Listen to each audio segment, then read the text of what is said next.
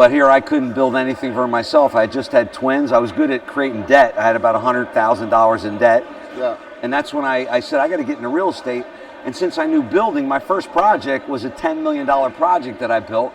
Because what kept me up late at night was, wow, if I could build a $10 million project for myself, I could pay myself a 5% development fee, 8% general conditions, that's another 800, 3 to 5% CM fee. So I could pay myself 1.6 before ownership, take maybe a small piece. I didn't have a lot of equity when I got started. And that's how I did it. How do you learn that?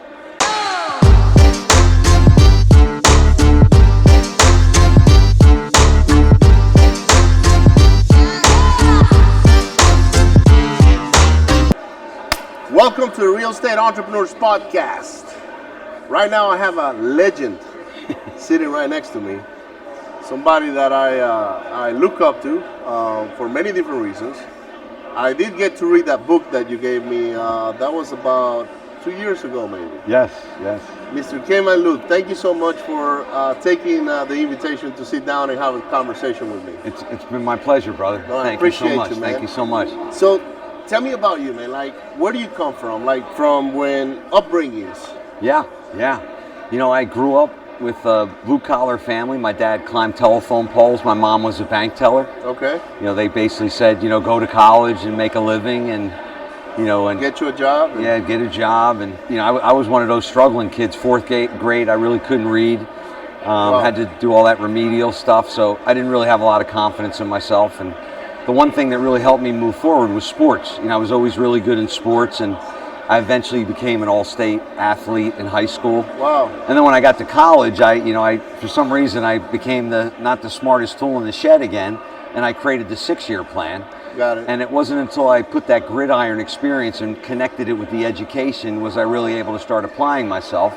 And then I felt I was behind, so I went on and you know, got a couple advanced degrees and you know, and went into the construction industry, you know, and then one day I got done building this 30-story tower in New York City, and I was looking out at the World Trade Center, and I was 6 figures in debt. I just had twins, and I was like, I got to do something else, and that's when I stepped into real estate. What time is this?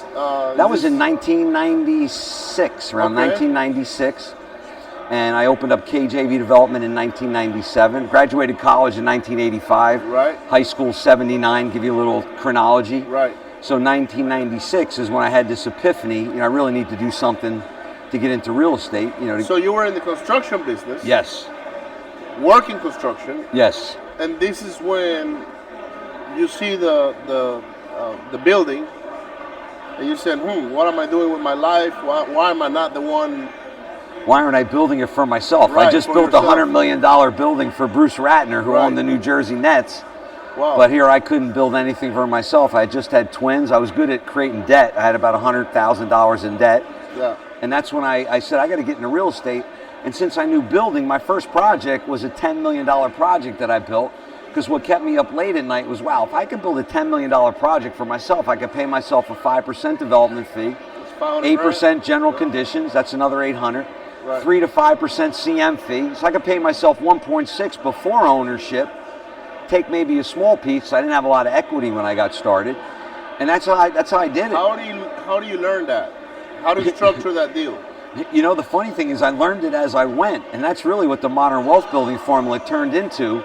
You know, it was basically a private syndication, right. You know, an LLC, brought in 20 people, right. Asked them to give me money, you know, ask and you shall receive. The next thing you know, I had $1.6 million, and I was applying for a loan with the New Jersey EDA, and they gave me $1.7 million. Next thing you know, I had a $17 million loan, and I was building a 113-bed assisted living. Wow. Yeah, it's pretty cool. Yeah, well. And the best part, I was paying myself $27,000 a month too. Absolutely. Development fee. Your life changed.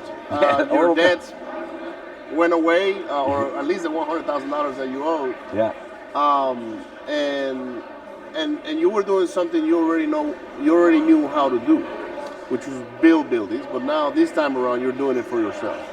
Yeah, and I think that applies for a lot of people because everybody has a superpower, whether they're a clerk, you know, it's all really comes down to dealing with people, you know, right. And at that moment in life, I thought it was all like 95% technical, 5% people. It was really 95% people, 5% technical. You know, the people can show you what to do, provided you're not giving everybody a hard time and, you ask for help, you'd be surprised what people do to help you, How long did it take you to build that building? It took 13 months. We cut the ribbon. Yep.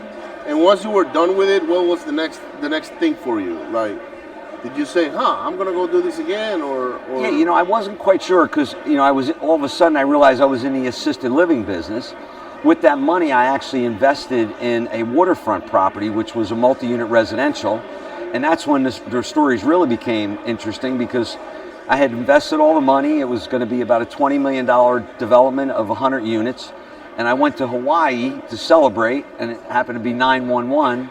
The view was the World Trade Center. It was in Staten Island, right on the water. You take the Staten Island ferry over to the World Trade Center, and the view disappeared, and my investment disappeared. So in 2001, that was the first time I lost it. And, we recovered, and we just kept going. But that was what I had planned to do. During that time, I kept doing the construction. And shortly thereafter, I jumped back in and I did do another healthcare project. We developed a geriatrics facility, which dug me more into the assisted living, elderly care space. And that's when I realized, I was moving in the wrong direction. And I pivoted at that point and then got into a transit village development where I did over 50 condo units in a hotel. And then I was kind of out of the assisted living business where I was relying on myself to pay the rent. And if you're in the real estate business, you don't want to be relying on yourself to pay the rent. Right. You want to be collecting rent from others, Correct. So we had to kind of figure that out, and not knowing real estate and exit strategies and all that kind of stuff, I kind of got myself stuck in something that I didn't see as a real future for me, So let's talk about that 9/11 period, right? Yes. So you are in plans to build something in front of the World Trade Center, right? It was actually in Staten Island, looking out at the World Trade Center. It was an existing 10-story building in a gated community, which we were going to convert into 100 units. We had bought the property, and I went to Hawaii to celebrate, and that just happened to be 9/11. Okay, all right, so 9/11 happened. What's going through your mind? The first thing that went through my mind, because it was the middle of the night, I was awoken about 4 o'clock in the morning with a guy I had played golf with the day before. We were at a Tony Robbins event. We had an afternoon free. And I was telling him how I had done a summer internship for the Port Authority, and I worked in the World Trade Center on the 51st floor, and I was so proud of it. And we became buddies, and the phone rings at 4 o'clock in the morning. He's like, the World Trade Center just collapsed. I was like, what are you talking about? I turn on the TV, and I see the towers go down, and the first thought in my mind was, what's happening at the office? My best friend was probably at his desk, who worked for Cantor Fitzgerald. And, I basically started making phone calls, and I couldn't get in touch with anybody. It was total chaos. Come to find out, my office, which had a view of the World Trade Center in Jersey City, the girls were just vomiting, getting sick. It was one of the most horrible times. My best friend had died. And I was stranded in Hawaii, and we were kind of like just following marching orders from Tony Robbins. Like, we woke up that morning, we were all in a room, and he separated us by states. And New York and New Jersey and the metropolitan area were all in this room, and everybody was crying, hysterical, because the one woman that was there was the fiance for Mr. Ludwig, who was the CEO of Cantor Fitzgerald, and it was a tough time that day. He played his voice over the radio saying, hey, Ann, I'm going to miss you. The towers are going to go down any minute. Wow. And it was a day that I just remember singing Amazing Grace. And the next day I walked on 45 feet of fire. The next day I climbed a 50-foot telephone pole. I was 246 pounds on that day. I stuck a stake in the ground. I wrote 188 34-inch waist on a piece of paper. And about a year later, I hit that. Today I weigh 168, unlimited energy. Freaking phenomenal shape. I mean, I feel great, man. Yeah. And this was the stake that I planted 20 years ago. I continued to find micro distinctions. To this day, I remember Tony, continuous and never-ending improvement. Like, your feelings are based on what you focus on. Don't think about the tower. Like, I didn't watch the tower for 10 years on TV. Like, I just wouldn't watch it. And I just created whatever I wanted after that, because there was nothing stopping me. So, man, this is mind blowing. Number one, thank you. Especially something that's so close to you. Yeah. That is no longer there. how did Tony handle the group those 3 days? Because this is something, I was in the military at the time, by the way. I was just going through boot camp, and I remember being there. I just joined the military, I don't know, a few months before, and I'm like, whatever they tell me to do, I'm going to do it. Like, you know, but how did Tony handle that group of people that are going through this thing? It was so amazing because, you know, I realized to this day as we sit and speak, as I almost come to tears, you know, I was guided to that location. I was brought through this event, and there was 3,000 of us, and, you know, we were stuck. So the first reaction was everybody wanted to get on a plane, but, you know, the U.S. shut the planes down. And that day, General Schwarzkopf was supposed to fly into the island, and he couldn't come, but he got on the TV and spoke to us. And then John Gray came on TV, and then Al Gore, and all these people that were supposed to show up at Life Mastery still showed up for us. And we were stuck in Hawaii. And I remember that day, you know, Tony had all 3,000 of us hold hands, and we sang Amazing Grace. Wow. And, you know, he told us we were all together and we were going to change the world when we went back because we were there for a reason. And he literally programmed us over the next, like, 5 days. Like, we walked on fire, we climbed telephone poles, we gathered as team like nothing ever before. He segregated us, I mentioned earlier, into like different states. So the metropolitan team was probably about 300 of us. You know, some of those people are my friends till today. Right. You know, in that room, Scott Rankin, who you know, literally went back and started feeding the homeless in the middle of downtown Philadelphia. You know, we'd pull a van up in the middle of Philadelphia and just start feeding people because when we were on that island, we had this day called Contribution Day. And I remember that day, when we got back, there was a video he played where we were in groups of 75, and there was about 30 groups wow. and we went to these different locations, and my group, we painted a hotel in one day.